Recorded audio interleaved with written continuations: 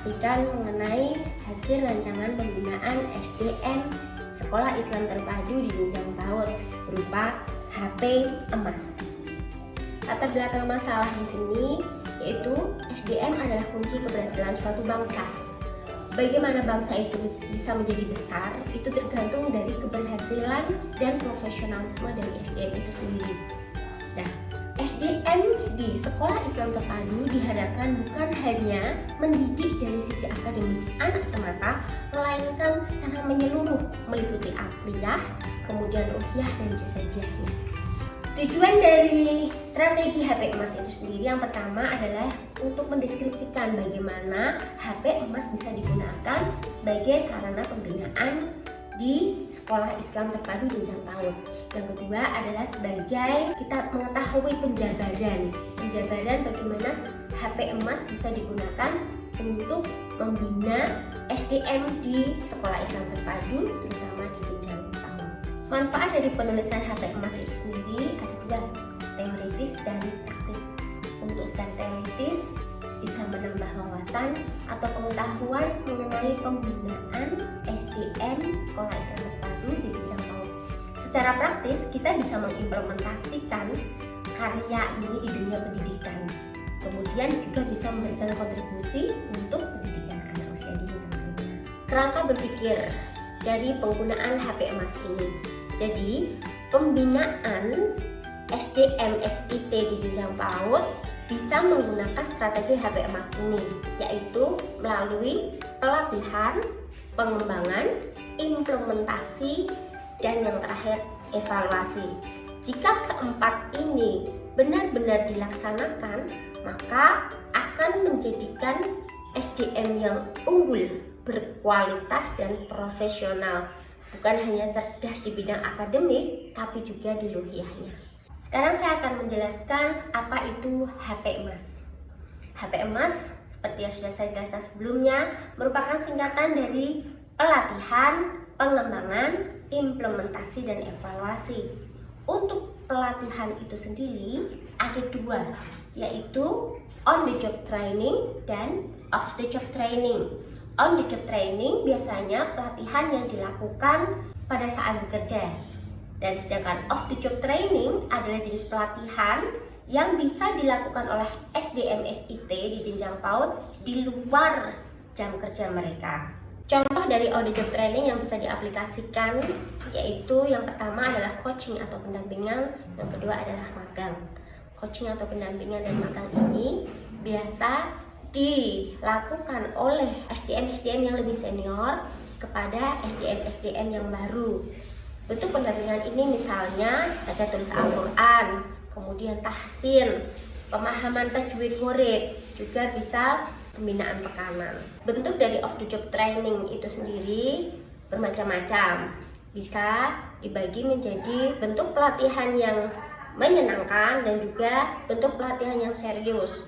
Bentuk pelatihan yang menyenangkan diantaranya adalah family gathering, outbound, dan lain-lain. Sedangkan untuk pelatihan yang serius sifatnya adalah seperti studi kasus, bentuk ceramah, workshop, seminar, dan lain-lain.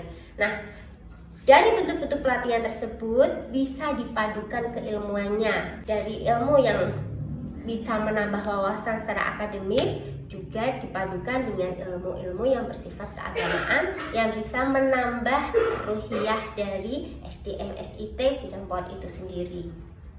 Bentuk strategi HP Emas yang kedua adalah pengembangan. Pengembangan ini bisa berupa kolaborasi dari guru-guru atau SDM SIT PAUD yang sudah menerima pelatihan berkolaborasi dengan guru-guru yang lain. Jadi yang sudah menerima pelatihan dalam beberapa bentuk itu dikolaborasikan sehingga menjadi suatu inovasi yang baru yang bisa diterapkan di lembaga masing-masing. Yang ketiga adalah implementasi. Yang dimaksud dengan implementasi di sini adalah penerapan atau praktek langsung di lapangan. Jadi setelah menerima pelatihan-pelatihan tersebut, kemudian dikolaborasikan dan kemudian diinovasi, kita bisa berinovasi dengan pelatihan tersebut, kita bisa terapkan langsung di dalam pembelajaran sehari-hari. Yang keempat adalah evaluasi. Ini dilakukan sebagai bentuk pengukuran atau perbaikan apabila hasil penerimaan pelatihan selama ini ada kekurangan atau ada kelemahan. Bentuk evaluasi di sini yang pertama adalah evaluasi mandiri. Evaluasi mandiri ini bentuknya muhasabah diri. Yang kedua adalah supervisi. Supervisi bisa dilakukan oleh yayasan langsung atau kepala sekolah kepada para SDM-nya di lembaga-lembaga SIT masing-masing. Yang ketiga adalah kompensasi. Bentuk kompensasi di sini adalah reward, ya, reward untuk para SDM SIT di jenjang PAUD yang berhasil menerapkan dan bahkan bisa menghasilkan output dari anak didik yang diharapkan. Bisa berupa kompensasi di sini bisa berupa kenaikan jenjang karir, kemudian bisa kenaikan dari bisyarahnya, insentif, hadiah langsung, dan lain-lain. Yang keempat adalah sanksi. Sanksi ini diterapkan apabila SDM SIT jenjang PAUD tersebut belum bisa sempurna melaksanakan tugasnya. Sanksi di sini bisa berupa pengurangan bisyarah. Yang kedua, mutasi. Yang ketiga, pemberhentian kerja. Dalam hal ini, kalau sudah berhenti maka lepaslah tanggung jawab, hak dan kewajiban dari SDM itu sendiri. Baik, dari semuanya disimpulkan bahwa penggunaan HP Emas sebagai strategi pembinaan SDM SIT di jenjang PAUD bisa digunakan dan diimplementasikan dalam keseharian SDM itu mendidik di lembaga.